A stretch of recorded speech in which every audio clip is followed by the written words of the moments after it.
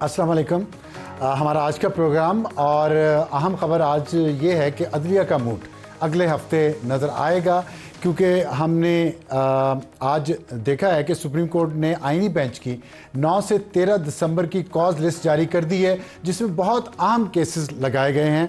और वो केसेस हैं इमरान खान की 9 मई के वाक़यात के लिए जुडिशल कमीशन बनाए जाने की दरख्वास्त, सिविलियंस के फ़ौजी ट्रायल के ख़िलाफ़ दरख्वास्त, इमरान खान की 2024 इलेक्शन की तहकीकात की दरख्वास्त, सहाफ़ी अरशद शरीफ कत्ल अज़ खुद नोटिस की समाअत, chief election commissioner Sikandar Sultan Raja की तैनाती के ख़िलाफ़ दरख्वास्त की समाअत और supreme court practice and procedure ordinance के ख़िलाफ़ दरख्वास्तें, इमरान खान के ख़िलाफ़ 25 मई के अदालती अहकामात की खिलाफ वर्जी पर तौहीन अदालत का केस और तहरीक इंसाफ के रहनुमाओं के ख़िलाफ़ मुकदमात के अंदराज के ख़िलाफ़। और ये अगला वीक लगता है कि काफ़ी दिलचस्प होगा, बहुत आम केसेस होने जाएंगे। और ये इस बैकग्राउंड में आज जस्टिस मंसूर अली शाह साहब ने एक बात की है, एक तकरीब में वो मौजूद थे जो तमाम टीवी चैनल पे दिखाई गई, और बड़े अरसे बाद हमें जजेस की तरफ से कोई टिकर्स, कोई तकरीर, कोई तस्वीर नज़र आई है। और उन्होंने कहा कि इस्तीफ़े की अफवाहें मुस्तरद उन्होंने की हैं अपने इस्तीफ़े की, और उन्होंने कहा कि हम भाग कर नहीं जाएंगे, जितना इख्तियार हाथ में है इस्तेमाल करेंगे। तो अल्लाह करे वो इख्तियार जो है मुल्क और कौम और आवाम की भलाई के लिए इस्तेमाल हो।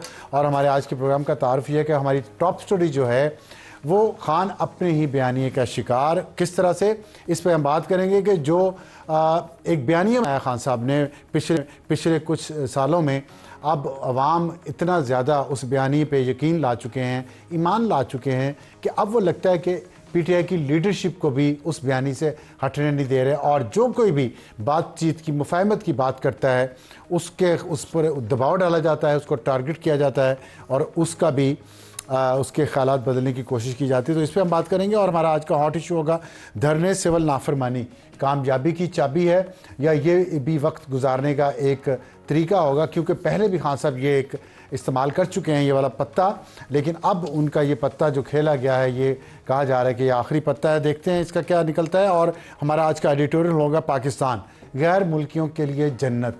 आपको दिखाएंगे कि कहा तो ये जाता है कि पाकिस्तान के लोग बाहर जाना चाहते हैं यहाँ से भाग के, लेकिन हम दिखाएंगे आपको कुछ चीज़ें जिससे पता चलेगा कि बाहर के मुल्कों से लोग यहाँ बहुत अच्छी अच्छी नौकरियाँ करने आते हैं और फिर वापस चले जाते हैं। और शुरू करते हैं हमारे आज की टॉन अपने ही बयानी का शिकार। हमें ज्वाइन किया फवाद चौधरी साहब ने, सीनियर सियासतदान, साबिक वज़ीर इत्तलात और अभी 2 दिन पहले इमरान खान साहब से मुलाकात करके आए हैं जेल में। फवाद साहब अस्सलाम वालेकुम। जी अस्सलाम वालेकुम। ये फरमाइएगा कि आपकी मुलाकात हुई है खान साहब से, जो कि बाज़ लोगों के लिए शौक़ का बायस होगी और बाज़ लोगों के लिए उसमें खुशखबरी भी है।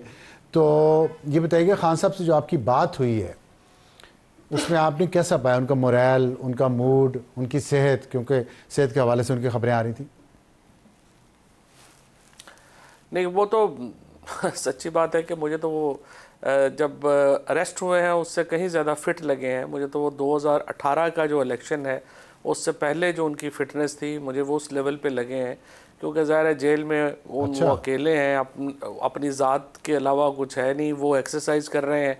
तो वो मुझे अपनी जो पहले से 4-5 साल ज़्यादा यंग लगते हैं और ज़हनी तौर के ऊपर तो वो बहुत ही तगड़े हैं।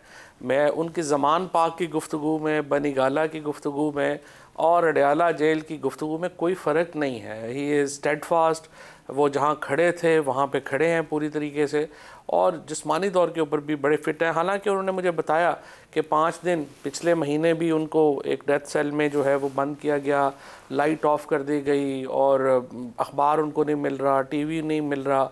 इसके बावजूद वो ज़हनी तौर के ऊपर बिल्कुल जो है वो फर्म है and he is not ready to back down.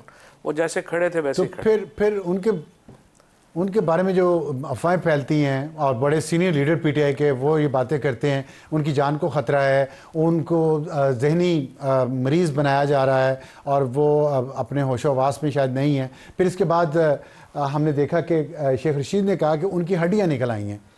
तो ये सारी अफवाहें थी, गलत खबरें थी। देखिए, बात यह है कि सबसे बड़ा प्रॉब्लम ये है, और ये हमें आप जैसे दोस्तों ने ही बताया था कि जब आप इंफॉर्मेशन विदहेल्ड करते हैं तो डिसइंफॉर्मेशन फैलती है।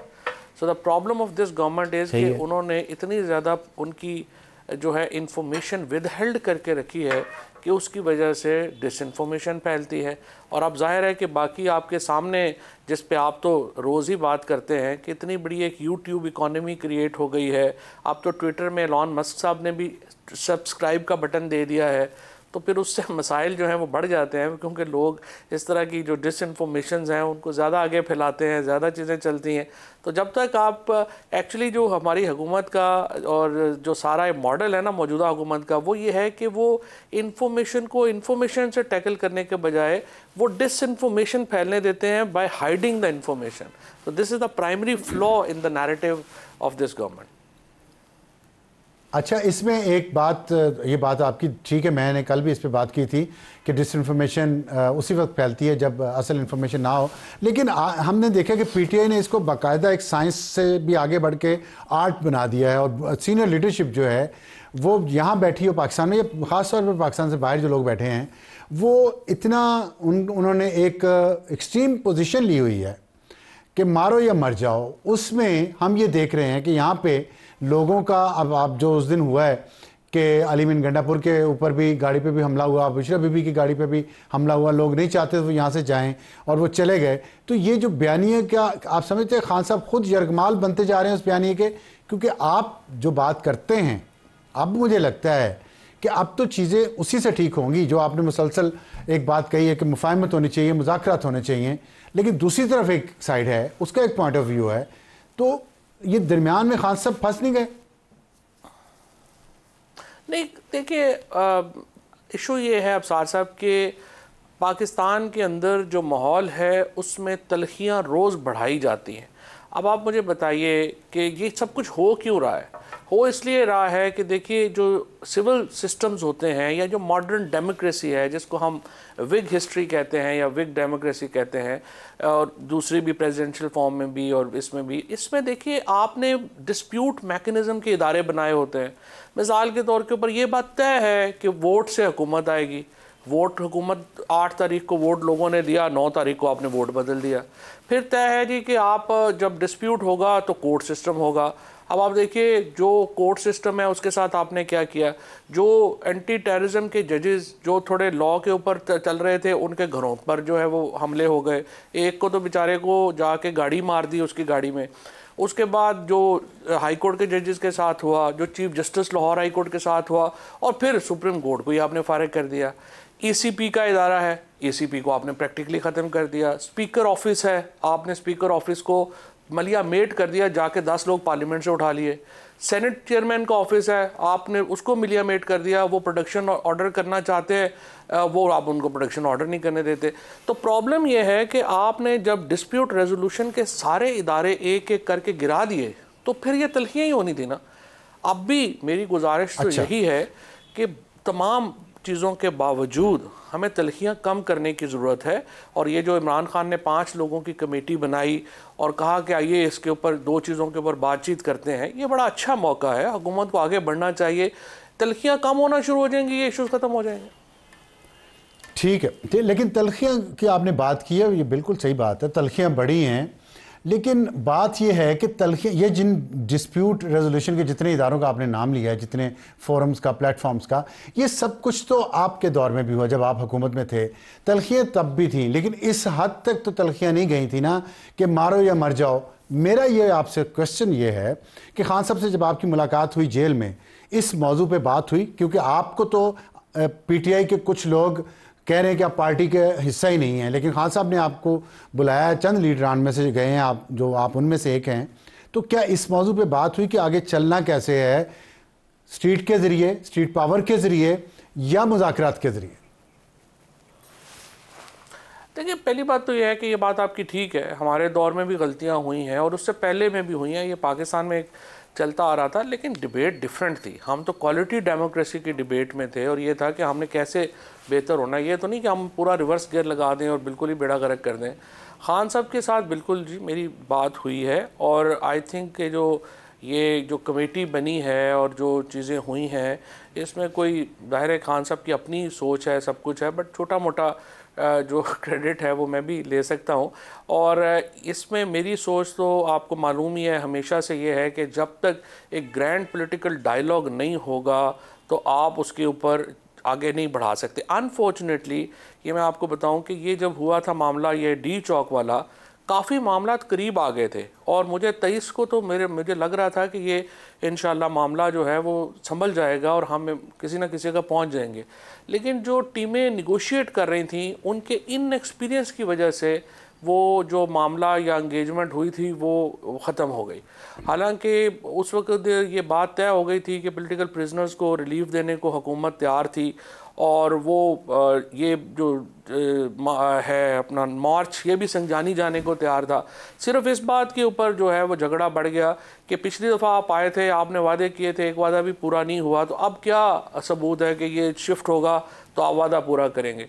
वो अनफॉर्चुनेटली गवर्नमेंट को सिर्फ ये चाहिए था कि जितने हमारे यहाँ पे कैदी हैं, आप देखें ना यास्मीन राशिद को 20 महीने से कैंसर सर्वाइवर हैं, क्या आपने और उनमें से जो है करना है। एजाज चौधरी साहब जो हैं वो 2 दफ़ा उनका बाईपास हो चुका है। महमूद रशीद साहब ने क्या जुल्म है जो उन्होंने फेस नहीं किया। उमर चीमा है। इन लोगों को, शाह महमूद कुरैशी साहब को अगर हुकूमत कोई रिलीफ दे देती तो एक ये डिस्प्यूट जो है वो थोड़ा कम हो जाता और हम टेम्परेचर नीचे आ जाता। लेकिन अनफॉर्चुनेटली वो टीमों के इन एक्सपीरियंस की वजह से मेरा जो तज्जिया है तो कि वो मामला जो है वो हो नहीं सका। तो टीमों के इन एक्सपीरियंस का हो नहीं सका। खान साहब ने एग्री किया कि टीमों का इन एक्सपीरियंस की वजह से ये हुआ। खान साहब तो ज़ाहिर समझते हैं ना कि ये हुकूमत के जो है वो बेईमानी है और उनका डिस्ट्रस्ट है। दोनों तरफ ही डिस्ट्रस्ट है, जाहिर है इधर भी डिस्ट्रस्ट है और इसी डिस्ट्रस्ट की वजह से ही तो हम इधर पहुंचे हुए हैं। अगर थोड़ा सा जो हुकूमत तो है ये मिसट्रस्ट जो है, मैं तो समझता हूं कि जो मिसट्रस्ट है ये कैसे ब्रिज हो गया। एक तो आपने बताया ना कुछ लीडरों की रिहाई हो जाए, लेकिन लीडरों की रिहाई से पहले भी तो एक ट्रस्ट बिल्डअप होना चाहिए ना। अगर टीमें ही ठीक नहीं, इन एक्सपीरियंस थी, खान साहब ने जो अभी टीम अनाउंस किया वही लोग हैं जो पहले निगोशिएट कर रहे थे, फर्क क्या पड़ेगा? नहीं, ये लोग नहीं थे। नहीं, ये लोग तो बिल्कुल मुख्तलिफ हैं। असद कैसर साहब, अली अमीन तो थे खैर, लेकिन असद कैसर साहब हो गए, ये अपने उमर अयूब हो गए, हामिद रजा हो गए, ये लोग नहीं थे। ये लोग नहीं, वो नहीं थे, सलमान भी नहीं थे। अच्छा ठीक है, अच्छा ठीक है। तो अच्छा अब सिर्फ मेरी ये बताइए, सिर्फ गुजारिश मेरी ये है कि देखिए हमारे पास 2 रास्ते हैं। एक तो रास्ता ये है कि जो 2 साल से पॉलिसी चल रही है आप इसी को चलाते रहें। लाखों लोगों के ऊपर आपने छापे मार लिए हैं, हज़ारों आपने गिरफ्तार कर लिए हैं। आप 2021 के पोल्स उठा के देख लें, 24 के पोल्स उठा के देख लें, आप देख लें आपको कितनी कामयाबी मिली है। या तो आपने यही अपनी पॉलिसी जारी रखनी है मकाना, तो आप जारी रखें, ज़ाहिर है मैं और आप तो नहीं रोक सकते। दूसरी सूरत ये है कि हमेशा वो कहते हैं ना, वो एक ही एक्सपेरिमेंट को बार बार करना जो है वो स्टुपिडिटी है। आप इस स्टुपिडिटी को रोकें और अपना एक्सपीरियंस चेंज करें, एक्सपेरिमेंट चेंज करें और बातचीत की तरफ जाएं। बातचीत की तरफ जाएंगे मेरे ख्याल में। एक्सपेरिमेंट चेंज करने की बात आपने बहुत अच्छी की है, लेकिन यही बात तो पीटीआई और इमरान खान के बारे में कही जा रही है कि सिविल नाफरमानी की प्रैक्टिस की 10 साल पहले, अब वापस 10 साल बाद फिर वही काम, और आप इसको सपोर्ट कर रहे हैं, आपने ट्वीट किया है। तो ये कैसी स्ट्रैटेजी है? ये क्या है? रिपीट नहीं है और इससे कामयाबी होगी? ठीक है लेकिन अबसार ये देखिए ना कि पीटीआई के पास या इमरान खान के पास ऑप्शन क्या है। या तो आप ऑप्शन देंगे ना कि जिसमें आपने कमरे में बंद कर दिया है लोगों को, खिड़कियां बंद कर दी हैं, कमरों में लोग बंद कर दिए हैं और सांस लेना मुश्किल हो गया। आप बिल्ली को भी जब दीवार से लगाएंगे तो आगे से झपटेगी ना, क्या करेगी? आपने कमरे के अंदर खिड़की तो खोलें। जब आप खिड़की खोलेंगे और सांस आएगा तो अगला कोई बातचीत जो है वो करेगा ना, या वो आपके सामने आएगा। आप धकेल रहे हैं लोगों को कि सवाए प्रोटेस्ट के उनके पास ऑप्शन ही ना बचे। अब आपको 5 रुकनी जो कमेटी बनाई है और उसमें 2 पॉइंट एजेंडा जो है वो दिया है खान साहब ने। हुकूमत आए बैठे, वो कहे जी ये 2 पॉइंट्स आपके हैं, ये 3 पॉइंट्स हमारे हैं, आइए। और बल्कि मेरे ख्याल में अगर आप डायरेक्ट बातचीत ना भी करें तो मौलाना फजलुर रहमान साहब के ज़रिए कर लें, बल्कि मेरे ख्याल में ज़्यादा बेहतर है कि अगर आप मौलाना फजल रहमान साहब जैसे, महमूद अचकज़ई साहब जैसे लोगों को बीच में डालें और एक करीब आने की कोशिश करें। और मैंने तो आज ये भी कहा है कि नेशनल गवर्नमेंट भी एक बड़ी अच्छी ऑप्शन है जिसकी तरफ सोचा जाना चाहिए, ताकि टेम्परेचर्स नीचे लाएँ हम। और अगर 8 महीने 10 महीने साल की एक नेशनल गवर्नमेंट बना दी जाए तो उसमें सारे लोग जो हैं वो उसमें उनका हिस्सा हो जाए या वो उनकी मर्ज़ी हो जाए। और एक चीज़ें, टेम्परेचर नीचे आना बहुत ज़रूरी है पाकिस्तान में। ठीक है, इस पे खान साहब ने एग्री किया है नेशनल गवर्नमेंट वाली बात पे? देखिए, खान साहब से तो जाहिर है मेरी बात नहीं हुई नेशनल गवर्नमेंट के इशू के ऊपर, लेकिन सवाल उन्होंने 2 चीज़ों को कहा है ना कि उसके ऊपर बातचीत करें।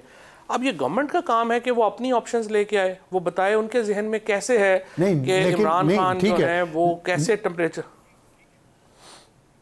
आपकी उनसे मुलाकात जो हुई है उसमें कुछ बातें तो हुई हैं ना, और आप बहुत अहम प्लेयर हैं, मुझे ये अंदाज़ा है। ख़ास तौर पे फैसल चौधरी मुसलसल मिलते रहे हैं खान साहब से, और सिविल नाफरमानी की जब बात ये अपील आई है वो भी फैसल सिद्दीकी साहब की मुलाकात के बाद आई है। तो कोई ऐसी बात तो है ना जो खान साहब ने आपको कही होगी, मैंडेट दिया होगा कि ये जाके आप बात करें, क्योंकि पार्टी के अंदर से जो आपको मुखालफत मिल रही है उसको कैसे आप काउंटर करेंगे? नहीं, पार्टी के अंदर कोई मुखालफत नहीं है जी। पार्टी तो देखें अफजार साहब, पार्टी तो फ्रेंकली अब उस तरह से है नहीं। पार्टी तो जो थी वो तो 2 साल पहले यही तो किया, इस हुकूमत ने ये किया कि पार्टी जो है वो हम सब लोगों को जो है वो ठुड्डे मुक्के मार के निकाल दिया। अब इमरान खान है और वर्कर्स हैं और लोग हैं, बाकी दरमियान में तो कोई एग्जिस्ट नहीं ना करती कोई चीज़।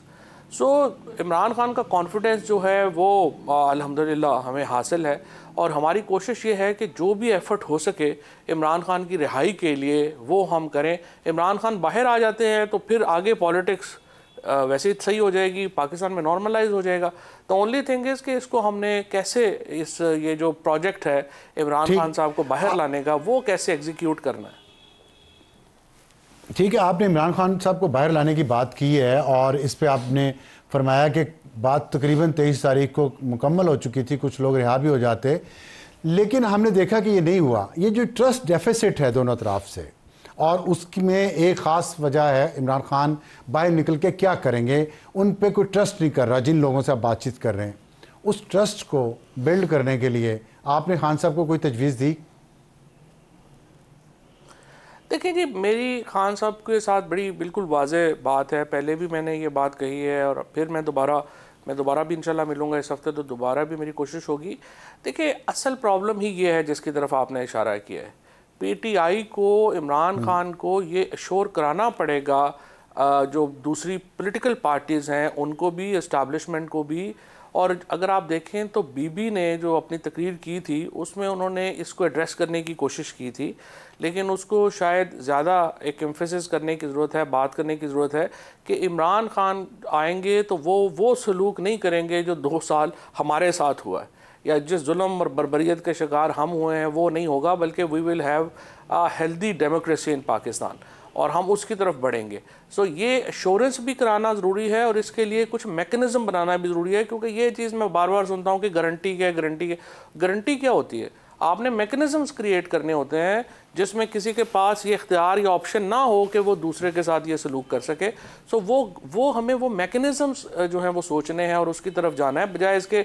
और अजीबोगरीब बात हो जाती है कि फलाने को बाहर से गारंटी हो जाए, बाहर से हो जाए। क्यों बाहर से हो जाए?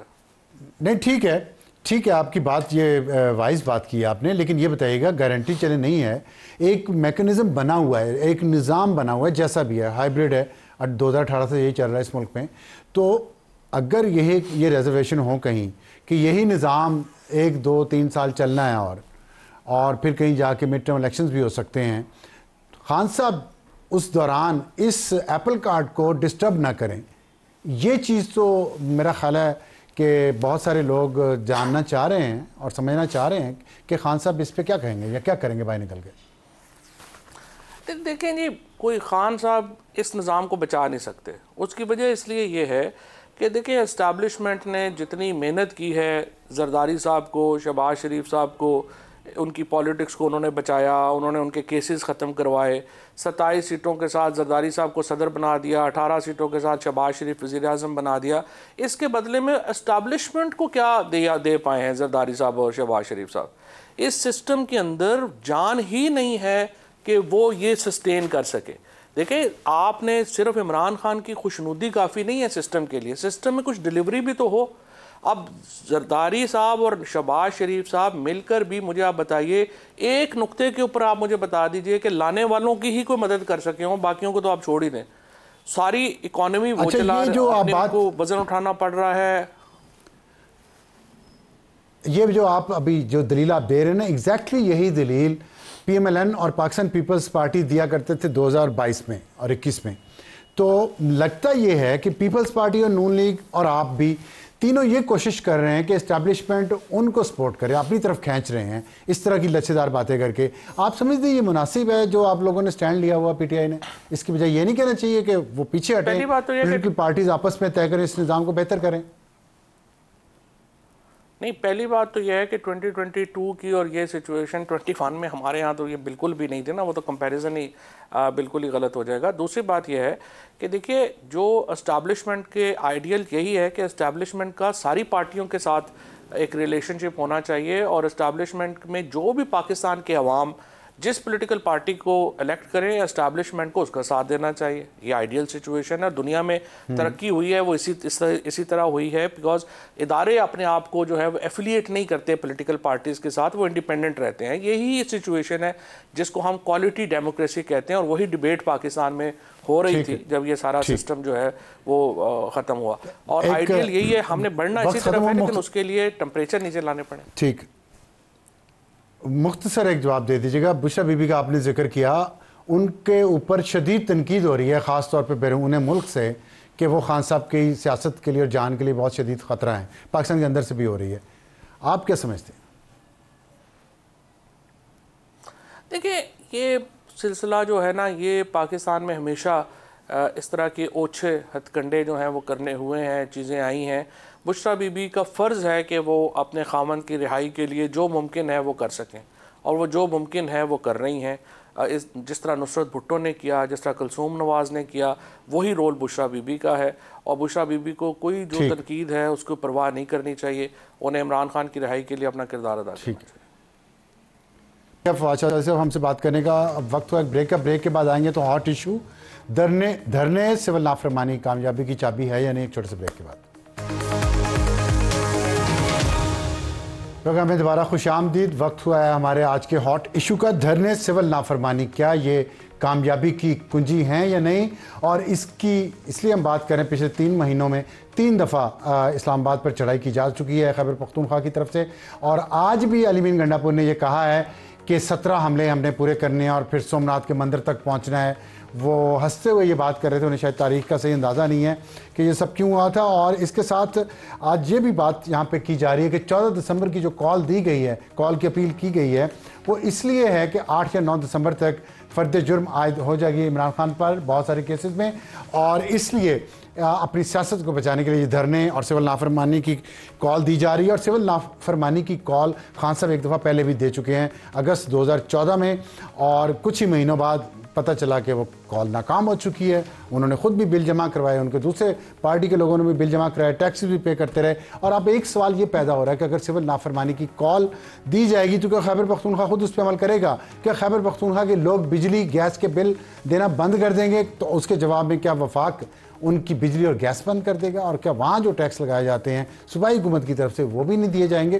तो बहुत सारे सवालात हैं, लेकिन हमने इसके लिए जहमत दी है सीनियर तजज़िया निगार रेहाम खान साहब को, जो पॉलिटिकल एक्टिविस्ट भी हैं, लेकिन उन्होंने ज़ाहिर उनसे जो मेरी बात हो रही थी, उन्होंने कहा कि मैं अब बहुत तजज़िया निगार भी हूँ, तो हमने सोचा आज उनसे तजज़िया लेते हैं और उनकी जो पॉलिटिकल एक्टिविज़म है उस पर भी बात करेंगे। रेहाम साहब अस्सलाम वालेकुम। वालेकुम सलाम जनाब। सबसे पहला सवाल आपके ट्वीट पे जो आपने 2-4 दिन पहले किया है, और आपने कहा है कि PTI जो है इसके कारकुनान से तो मुझे हमदर्दी है, लेकिन मफाद परस्त लीडरों से नहीं, जो यहाँ पे लोगों को सर्दी में लेके आए, दूसरों के बच्चों को, और फिर उन्हें सर्दी में और इस ऑपरेशन के सामने छोड़ के अपनी लग्जरी गाड़ियों में भाग गए। कौन सी लीडरशिप थी ये जिन्होंने ऐसे किया? तमाम लीडरशिप, मेरा ख्याल है कि जो भी लीडर बनना चाहते हैं, जो बनने की ख्वाहिश रखते हैं वो भी, और वो जो कि अपने आप को लीडर समझते भी हैं और जिनको लोग लीडर समझते हैं। तो मुझे एक अंग्रेज़ी की आप समझें एक कैच फ्रेज़ है कि लीडिंग फ्रॉम द फ्रंट। तो हम देखें पश्तून लोग हैं, हम तो we like to lead from the front. तो जब आप पश्तूनों की गैरत को उभारने की कोशिश करते हैं तो खुद भी अपनी कोई गैरत दिखानी चाहिए। तो मुझे लगता है कि ये अगर आपने अभी इंट्रो में कहा कि 14 अगस्त को जब 2014 का धरना था और पहुंचना था लीडरशिप ने, तो तब भी आपको याद है कि 16 तारीख तक तो लीडरशिप नहीं पहुंची और हम देख रहे थे सड़कों पे कि इसी तरह से बेयार और मददगार बारिश हो रही थी और पश्तून ही आपकी सपोर्ट के लिए आया हुआ था, और तब भी आपने उनको बेयारो मददगार छोड़ के और आराम से घर वापस जाके आप लोगों ने नाश्ते किए। तो बेसिकली तमाम पीडीआई की लीडरशिप, जो बानी अपने को कहते हैं या जो किसी ओहदे पे हैं या कोई मौरूसियत की निशानी है, वो सारे ऐसा ही हुआ। हमने वीडियो फुटेज देखी कि आपका सपोर्टर आया, आपका सपोर्टर इलेक्शन के दौरान भी आया, आपका सपोर्टर पंजाब में भी जब आपने एहतजाज करने को कहा वो आया, आपका सपोर्टर मियां वाली भी पहुंचा, आपका सपोर्टर 9 मई में भी अभी तक गिरफ्तार है, लेकिन उसको कुछ नहीं मिला, उसको बेयारो मददगारी छोड़ते हैं और आप अपनी लग्जरी गाड़ियों में वहां से फरार हुए हैं या वहां पहुंच नहीं सके। तो ये मेरा ख्याल है कि एक ट्रिकल डाउन इफेक्ट होता है, जैसा लीडर होता है वैसे ही डेप्यूटी लीडर्स होते हैं।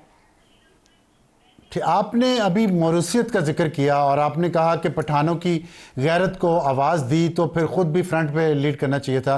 तो बुशरा बीबी इस पे फिट आती हैं, उन्होंने पठानों की गैरत को आवाज़ भी दी और वो मौरूसी सियासत जिसको तनकीद करती रही पीटीआई, अब वो फोर फ्रंट पे भी हैं। क्या आपका इशारा बुशरा बीबी की तरफ है? जाहिर है, देखें जब आपको सूट करता था तो आपको बाकी लोगों की बेटियों पे भी एतराज़ था और उनकी बेगमात पे भी एतराज़ था और इंतहाई गलीज़ लहजा और गलीज़ किस्म की बातें की। यही अली अमीन गंडापुर जिस किस्म की ज़बान मरीम नवाज़ के बारे में इस्तेमाल करते थे, आपको याद है कि किस किस्म की नाज़ेबा गुफ्तगू हुई। लेकिन इधर हमें मौरूसियत पे भी एतराज़ नहीं है आपको, लेकिन अपने आप को कहना चाहिए कि हम भी सबकी तरह ही हैं, कि जब हमको सूट करता है हम मौरूसियत को भूल जाते हैं, जब हमको सूट करता है हम कहते हैं मौरूसियत को हम निगेट करते हैं। यहाँ मुझे जो इशू है वो ये है कि आप रेशल प्रोफाइलिंग ना करना छोड़ दें। मुझे बिल्कुल इस पे एतराज़ नहीं है कि आप मौरूसियत करें या आप अपनी मफाद परस्ती करें, लेकिन खुदारा उसमें रेशल प्रोफाइलिंग ना करें। जब आपको शहादतें चाहिए होती हैं, जब आपको लोगों को सड़कों पे जलील करना होता है, जब आपको जलील करना होता है लोगों को, आपको पश्तूनों की और पश्तूनों की गैरत याद आती है, लेकिन अपनी बेगैरती आपको याद नहीं आती कि 11 साल से आप खैबर पुख्तनख्वा में हुकूमत कर रहे हैं, तो कुछ खुद भी गैरत दिखाएं ना। इन पश्तूनों को बेरोजगार क्यों रखा हुआ है? उनको अपने सूबे में रोजगार देना। वो क्यों किमाड़ी पोर्ट पे बेयारो मददगार और लोगों के रहमो करम पे है? वो क्यों दुबई में ख्वार हो रहे हैं? वो क्यों सऊदी में ख्वार हो रहे हैं? अगर आप उनकी गैरत को उजागर करना चाहते हैं तो खुद भी तो कोई गैरत दिखाएं। अली अमीन गंडापुर को भी तो चाहिए था ना कि कोई गैरत दिखाते।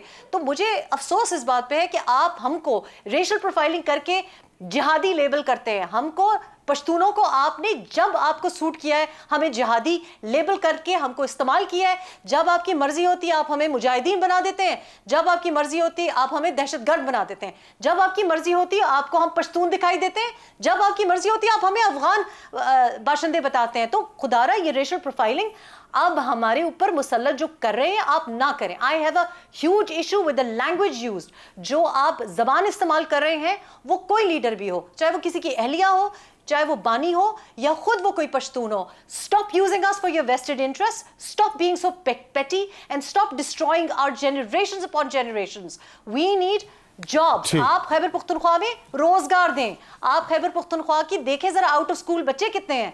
तो गैरत आपकी उधर क्यों नहीं जागती? जब मिडिल स्कूल्स नहीं है हमारी लड़कियों के लिए, जब सेफ्टी नहीं है, जब सड़कें नहीं है, तो गैरत आपके धरनों और एहतजाजी के ऊपर आपको पश्तून की याद आती है। जब उनको उठाया जाता है, जब उनको 9 महीने उठाया जाता है, तब आपको क्यों गैरत याद नहीं आती? आपने बड़ी वैलिड बातें की हैं। ये सारी बातें जो खैबर पख्तूनख्वा की काबीना है, वहाँ के जो मेंबर सूबाई असम्बली हैं या नेशनल असम्बली में जो मेंबर्स हैं खैबर पख्तूनख्वा से या सेनेट में हैं, उनको ये सारी बातें नज़र नहीं आती, सुन नहीं रहे, ये बोल नहीं रहे। क्या मसला है कि सब एक ही तरफ लगे हुए हैं और 11 साल हुकूमत में हो गए हैं, लेकिन वहाँ के अवाम का हालात इतने बुरे हैं। अमन अमान की हालत देख लें, क्या वजह है इसकी? अफसार आलम साहब, जैसा लीडर होता है ना, वैसे ही उसकी नीचे डेप्यूटी लीडरशिप होती है, वैसे ही उसके लोग होते हैं। तो लग तो ये रहा है कि जनाब लीडर लोगों को इस्तेमाल कर रहा है, लेकिन लीडर का भी इस्तेमाल कर रहे हैं सारे के सारे। मतलब ये आप देखें कि दोबारा जो सिविल नाफरमानी की बात की जा रही है, ये सिविल नाफरमानी आपको तब क्यों याद आती है, ये हकीकी आज़ादी आपको तब क्यों याद आती है जब आपको एस्टैब्लिशमेंट बैक नहीं कर रही होती। जब आपको एस्टैब्लिशमेंट बैक कर रही होती है तो उस वक्त तो आपको सिविल नाफरमानी याद नहीं आती, उस वक्त तो आपको डेमोक्रेसी याद नहीं आती। आपको याद नहीं, अब सारा आलम साहब, कि आपको जब गोलियां लगी थी तो आप भी तो अकेले थे। आप मुझे बताएं, आज इनकी अहलिया ये कह रही है मैं तो अकेली थी, तो अगर अकेली थी और फिर गोलियां भी चली तो गोली लगी कैसे नहीं? आप जब अकेले थे पार्क में तो गोली लगी थी ना, और सब कह रहे थे हमें तो नहीं पता, हमें तो नहीं पता इस्लामाबाद में गोली लगी है, हमें तो नहीं पता अब सारा आलम साहब को कैसे गोली लगी है। आप पे तो ये इल्जाम लगाया गया था कि आपने अपने आप को गोली मारी है। ये तब प्राइम मिनिस्टर थे ना, इन्हीं की लीडरशिप पावर में थी। तो बात ये ना, सिविल नाफरमानी करते हुए महात्मा गांधी अच्छे लगते हैं। महात्मा गांधी ने जब सिविल नाफरमानी का ऐलान किया था ना, तो मुझे मैं सिविल नाफरमानी पे, देखिए सिविल नाफरमानी पे आपने 2014 की बात भी की है और आपने कहा एस्टैब्लिशमेंट जब इनके साथ थी तो तब तो इन्हें हकीकी आज़ादी याद नहीं आती। तो 2014 में जो कुछ हुआ वहाँ सीखा तो उन्होंने, सिविल नाफरमानी सीखी तो वहीं से ना जो इनको सिखा रहे थे। तो अब ये जो इन्होंने सीखा हुआ सबक दोबारा ला रहे हैं, आप समझती कामयाब होगी सिविल नाफरमानी की इनकी कॉल? 2014 में क्या सिविल नाफरमानी पे कामयाबी हुई थी आप बताएं ना मुझे। 20 अगस्त 2014 को सिविल नाफरमानी अनाउंस की, 10 सितंबर तक तो आप बिल्स पे कर रहे थे। मैं तो इसकी आईनी शाहिद हूं कि ये हमेशा औरतों को, बच्चों को ह्यूमन शील्ड के तौर पे इस्तेमाल करते हैं। आज किसी और औरत को इस्तेमाल करें, आज कुछ और बच्चों को इस्तेमाल करें। आपको याद है कि उस वक्त ये इल्ज़ाम लगाया गया था कि ओ मैं क्या करूं, मेरी तो जनाब अहलिया और उसके बच्चे को बिजली की ज़रूरत थी। एक्चुअली आपके घर में सोलर पावर लगी हुई थी, क्योंकि आपका घर तो, आप पवन चौधरी साहब से पूछें कि क्या बनीगाला में सोलर पैनल्स नहीं लगे हुए थे, कौन सी बिजली का बिल। ये सारा ड्रामा करना, लोगों के सामने बिजली के बिलों को आग लगाना, और वो बेचारे लोग जो कि बिजली के बगैर रह नहीं सकते, ना उनके पास इतने मेहरबान दोस्त और अहबाब हैं कि वो सोलर पैनल्स मुफ्त में आपको लगा दें, या इस किस्म की कोई आपकी नेटवर्किंग हो कि जनाब हमने बिजली का बिल 10 दिन लेट हो गया तो प्लीज़ हमारी काटे ना। गरीब लोग तो वापटा के बाहर लाइनों में लगे रहते हैं जब उनका डिफेक्टिव मीटर होता है। हमसे पूछे ना, हम खड़े हुए हैं ना वापटा के बाहर, डिफेक्टिव बिल्स लोगों के तो 40-40 हज़ार बिल आ रहे हैं। आप 2014 के बिल देखें, 13-13 हज़ार के तो बिल हैं। ये भी सोचने की बात है कि आपके बिल इतने कम कैसे आ रहे हैं जब आप एक महल में रह रहे हैं। अच्छा ये बताइएगा कि आपने बड़ा अहम बातें बताई हैं, लेकिन जो अभी आपने जिक्र किया है कि ह्यूमन शील्ड ख़वातीन और बच्चों की बनाते हैं खान साहब और उनकी पार्टी, और अभी भी एक औरत को बनाया हुआ है। आप समझते हैं कि जो बुशरा बीबी हैं उनको खान साहब अपनी सियासी मकासद के लिए इस्तेमाल कर रहे हैं शील्ड के तौर पर? देखिए, जो बंदा औरों को इस्तेमाल करता है ना, वो खुद इस्तेमाल हो जाता है। इस वक्त हकीकत यह है कि जो शख्स ना अपनी पार्टी को संभाल सकता है, मुझे तो नहीं पता, आप मुझे बताएं, मुझे तो अभी तक ये नहीं पता कि पार्टी चेयरमैन कौन है, पार्टी स्पोक्स पर्सन कौन है, कौन फाइनल कॉल दे रहा है, कौन सेमीफाइनल कॉल दे रहा है, कौन कह रहा है कि जनाब उनको आगे जाना था, कौन कह रहा है कि संजयानी पे रुकना था। जो भी बानी है उसका इतना कंट्रोल नहीं है कि वो अपनी बहनों बीवियों के दरमियान कोई कम्युनिकेशन कर सके। वही एस्टैब्लिशमेंट जो आपको लेके आई थी, जो आप उनके आशीर्वाद से यहाँ तक पहुँचे हैं, उसी एस्टैब्लिशमेंट के साथ आपका कम्युनिकेशन इतना बुरा है। और आप इतने बच्चे हैं कि कभी आपको एक बंदा धोखा दे जाता है, कभी कोई और शख्स आपको धोखा दे जाता है। तो इस वक्त you are a complete utter mess, you don't know how to communicate. तो जो शख्स अपनी पार्टी को नहीं संभाल सकता, जो अपने पार्टी सपोर्टर्स को, अफसार साहब, जो अपने पार्टी सपोर्टर्स को जेलों में और जलीलो ख्वार करता है और शहादतें भी करवाता है, उसके हाथ में अगर हम मुल्क की बागदौड़ एक दफा फिर दे दें, तो आप चाहते हैं कि पीटीआई के सपोर्टर्स जिस तरीके से जलील हो रहे हैं, उस तरह से पूरी पाकिस्तानी कौम इस तरह से जलील हो? तो आप तो अपनी पार्टी को पहले संभाल के अच्छा नहीं, फिर हम आपको कहें कि जनाब आप नहीं, वापस नहीं, आएं और आप मैंने भागदौड़ संभालें। वर्कर्स की आपने सपोर्टर्स की बात की है, पख्तून है सारे उनके पीछे, और जो आपने भी जिक्र के जिहाद का नारा लगाया, गैरत को कॉल किया पठानों की, एक पंजाबी खातून पॉलिटिशियन ने, आप पख्तून थी हैं और आप जब पार्टी में आपकी ये जगह नहीं बन सकी, बुशरा ये जगह कैसे ले गई? और फिर लोग जो हैं, वर्कर्स जो हैं, जिनके बारे में आप भी फिक्र कर रही हैं, उनको ये चीज़ क्यों नहीं समझ आ रही कि उनको वर्गलाया जा रहा है जिहाद के नाम पे, फिर दोबारा उन्हें इस्तेमाल किया जा रहा है? अब सारा आलम साहब, पश्तून जो है ना, हमारी एक नेचर है। हम अपनी बहादुरी की वजह से, अपनी मेहमान नवाजी की वजह से, अपनी दोस्ती की वजह से और अपनी मोहब्बत निभाने की वजह से मशहूर हैं पूरी दुनिया में। जहाँ भी आप पश्तून को मेहनत का काम देंगे, वो आपको पूरा करके बताएगा, वो सक्सेसफुल होगा। लेकिन इस्तेमाल पश्तून कौम को आपने हमेशा किया है।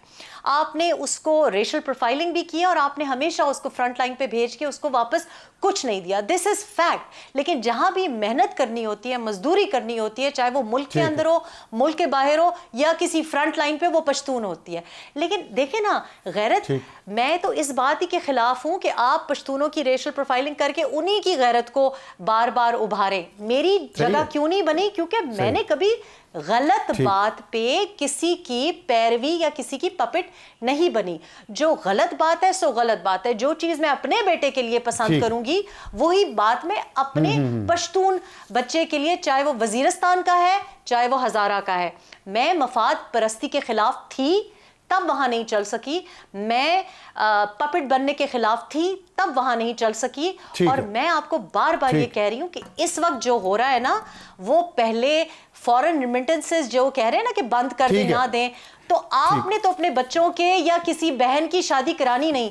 जिस लड़के ने बाहर बैठ के मजदूरी कर रहा है और उसकी माँ के बिजली का बिल पे करवाना है, वो तो फॉरेन रेमिटेंस देगा, वो आपकी वजह से नहीं रुकेगा, क्योंकि उसने अपने माँ बाप बुजुर्गों का घर चलाना है। ठीक है, बहुत शुक्रिया हमसे बात करने के वक्त। ब्रेक के बाद वापस आएंगे तो हमारा एडिटोरियल वक्त हो हमारे आज के एडिटोरियल का, और आज दिन है करप्शन में खात्मे की आगाही का आलमी दिन। पूरी दुनिया में मनाया जा रहा है, और करप्शन एक ज़ाहिर है बहुत लानत है तमाम दुनिया में, तमाम ममालिक के लिए। लेकिन करप्शन जो है सियासतदान नहीं खाली करते, ब्यूरोक्रेट्स भी करते हैं। और किस किस तरह करते हैं ये तो ज़ाहिर है हमारा नैब जानता है, हमारी हुकूमत जानती है उस पर क्या कवानीन होने चाहिए। लेकिन हम ये बताना चाहते हैं कि एक लिस्ट सेनेट की या पार्लियामेंट की कायमा कमेटी के लिए बनाई गई है, जिसमें बताया गया कितने ब्यूरोक्रेट्स ऐसे हैं जिनके पास दोहरी शहरियत है। 20 ब्यूरोक्रेट्स ऐसे हैं। और जब हमने उस लिस्ट को देखा तो उसमें से 9 जो हैं वो पैदाइशी बरतानवी और कैनेडियन शहरी हैं, और इसके अलावा मज़ीद मेरे ख्याल 6 या 5 ऐसे हैं जिनके वालदैन जो हैं वो कैनेडियन और बरतानवी शहरी थे, और 3 ऐसे हैं जिन्होंने खुद ली, और बाकी जो हैं वो शादी की वजह से दूसरे मुल्कों के शहरी हैं। तो आप सोचें कि ये जो 20 लोग हैं दोहरी शहरियत, इनमें से ज़्यादा तादाद उन लोगों की जो बाहर के ममालिक में पैदा हुए और फिर वहाँ शायद वहाँ ही पढ़ने के बाद यहाँ आए या यहाँ आगे और यहीं आके पढ़े। उन्होंने ये मुकाबले के इम्तहानात पास किए और पाकिस्तान की जो टॉप की सर्विस है PAS, पाकिस्तान एडमिनिस्ट्रेटिव सर्विस, उसको ज्वाइन किया, या पाकिस्तान की पुलिस सर्विस को ज्वाइन किया। अब आप लिस्ट देखें जो हम आपको दिखा रहे हैं, इतनी आम पोजीशन पे ये लोग बैठे हुए हैं, दोहरी शहरियत है इनकी, और यहाँ नौकरी करने आए हैं सिर्फ, और नौकरी करने के बाद ये वापस चले जाए बेनिफिट्स लेके, प्लॉट्स लेके, जायदादें लेके, और अगर पैसा है तो वो बना के। तो यहाँ सवाल ये पैदा होता है कि दोहरी शहरियत वाले ऐसे ब्यूरोक्रेट्स जिनकी वफादारी डिवाइडेड है उस मुल्क में भी जहाँ के वो शहरी हैं, और इस पाकिस्तान के भी, उनको इतनी बड़ी अहम पोजीशंस पे बिठा के उनसे पॉलिसीज़ बनवाना या उन पॉलिसीज़ को इम्प्लीमेंट करवाना, क्या वो मुल्क के मफाद में है? क्या वो ऐसी पॉलिसीज़ बनाएंगे जिसमें मेरे और आपके बच्चों की भलाई हो और उनके बच्चों का उसमें जिक्र भी ना हो, क्योंकि उनके बच्चे तो यहाँ नहीं होंगे, ना वो खुद यहाँ पे होंगे। तो ये जो खुला तजाद है, क्या ये कानून साजी के जरिए हल हो सकता है? नहीं। इस पर हुकूमत गौर करे, और ख़ास तौर पर जब वो फ्री लांसर्स के लिए जो पाकिस्तान में रहते हैं, पाकिस्तानी हैं या खुद अपनी जॉब्स उन्होंने ढूंढी हैं, यहाँ से काम करते हैं, ज़र मुबादला कमाते हैं, टैक्सेस भी देते हैं पाकिस्तान के, यहीं रहते हैं, उनके लिए हुकूमत इतनी मुश्किलात पैदा करती है इंटरनेट को बंद करके या स्लो करके। लेकिन ऐसे लोग जो दूसरे ममालिक के शहरी हैं, उनके लिए इतनी आसानियाँ हैं कि वो बड़ी बड़ी पोजीशन पे बैठे हैं। क्या इस पर कानून साजी नहीं होनी चाहिए? भूमिपुत्रा। मलेशिया के तरक्की करने की वजह सिर्फ ये थी कि उन्होंने भूमिपुत्रा की पॉलिसी को अडॉप्ट किया। Son of the soil should be capturing government positions. Good night.